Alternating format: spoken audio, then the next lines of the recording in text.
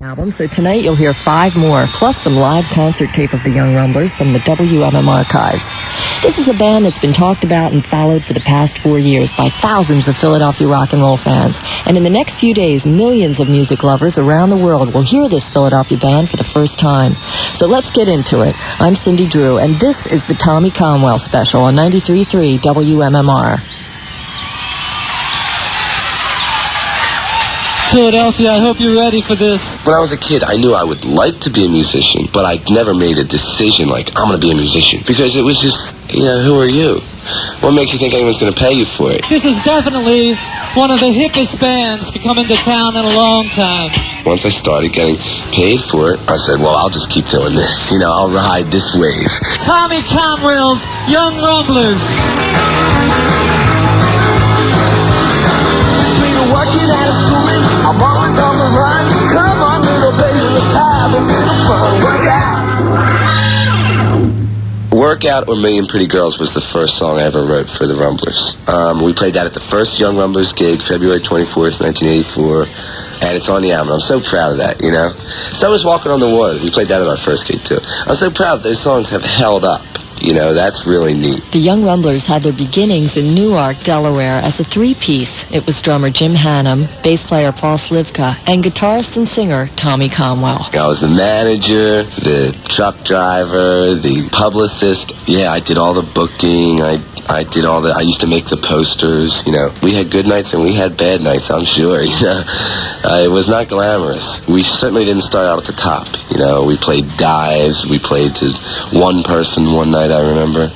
One night we played to one person, yeah. Mary, if she's listening, she's within listening range. She might have been there, but it was Mary that one night. People were talking about Tommy Conwell and the Young Rumblers, and the Hooters manager, Steve Mountain, took an interest and eventually became their manager. I used to call him up on the phone and bug him for advice. I'd say, well, how do we get to the next level? Which for us would probably be recording or just packing clubs. A lot of times what he told me is you keep doing what you're doing. You just hang in there. Hey, the best bands are the bands that rock the party. And that's always been really important to me, to be like, make it feel like a party, and a good party at that. We developed a little following, and then MMR started to notice us and give us live broadcasts and stuff. And, the DJs just talk about us on the air, tell people, hey, this band's okay, go check them out. And then we recorded I'm Not Your Man down at Studio 4 and gave it to MMR, and they played it, and it became Screamer of the Week. And I remember that was the first non-album to ever be Screamer of the Week, so that was, we were real proud of that. Well, on the new album, Rumble, you changed I'm Not Your Man. Well, the reason we decided to change it is because why do it the same way over again? I just don't, I can't, I'll tell you, it wouldn't be as good if we did it exactly the same. I can almost guarantee that. It wouldn't have that fresh fire. The reason that the old I'm Not Your Man was great is because it was new. That was a new way. You got to do something fresh or it's not going to feel fresh. So this time what we did was we put a little guitar intro on the front, and I put in some of the kind of raps that I generally do live, That's what we sound like today.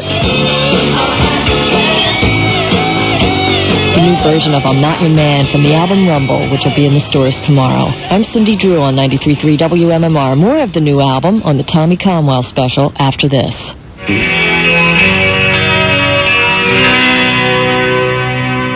Do You Still Believe in Me, a song from the first Young Rumblers album, Walking on the Water.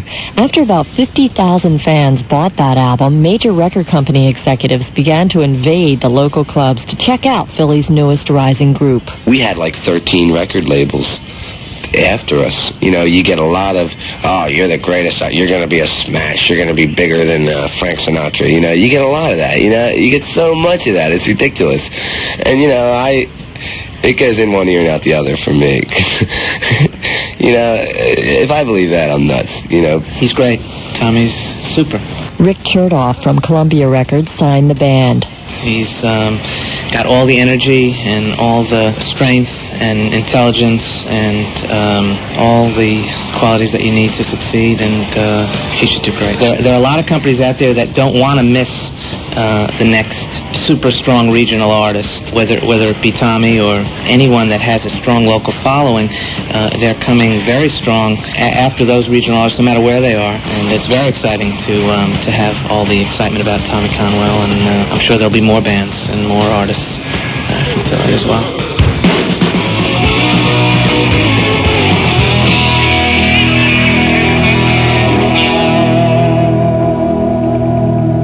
Tell Me What You Want Me to Be. Complicated title, but a simple song. I wrote that with Jules Shear.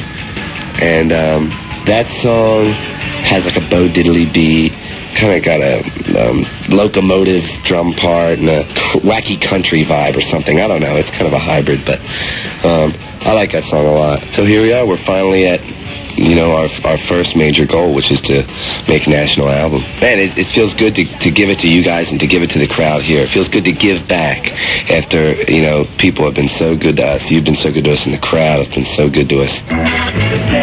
What kind of hopes do you have for the album? I hope that people perceive it as, a rock and roll album. I hope people consider it, good music, It's not just a marketing ploy, you know what I mean? I don't do it just to sell records, although I have to consider marketability when I make my music, but that's not the reason you do it. Ultimately, I do it because I love music. The next song on the album is Half a Heart. That is a song that I wrote with Rob and Eric of the Hooters and Rick Chertoff, and I think the lyrics are really good. I really like the guitar solo is real bluesy, and I'm really proud to have worked with those guys, because I love those guys and they're the best. The next song is If We Never Meet Again, which is written by Jules Shear, who I had written a couple songs with, Cold Down There, which isn't on the album, and Tell Me What You Want Me to Be, which is. And, this was a song that Rick had found and played for me and said, what do you think of this one? I said, I really like it a lot. It's really good. It's got great lyrics. It's a great song.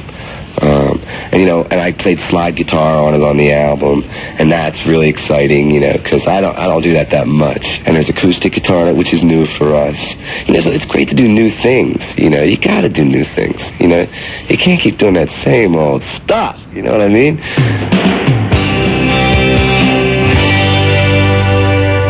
If We Never Meet Again, another song from Rumble, the new album from Tommy Conwell and the Young Rumblers. I'm Cyndy Drue on 93.3 WMMR. We have one more song and a few more comments yet to come on the Tommy Conwell Special. I've been very lucky, or very fortunate, I should say, and blessed. I've gotten really a lot of the things that I would like to have gotten out of music. I get to make records. I get to make whatever music I want. I have an audience. We have a great management team. I have band members, crew guys, the audience. It's really a big team effort.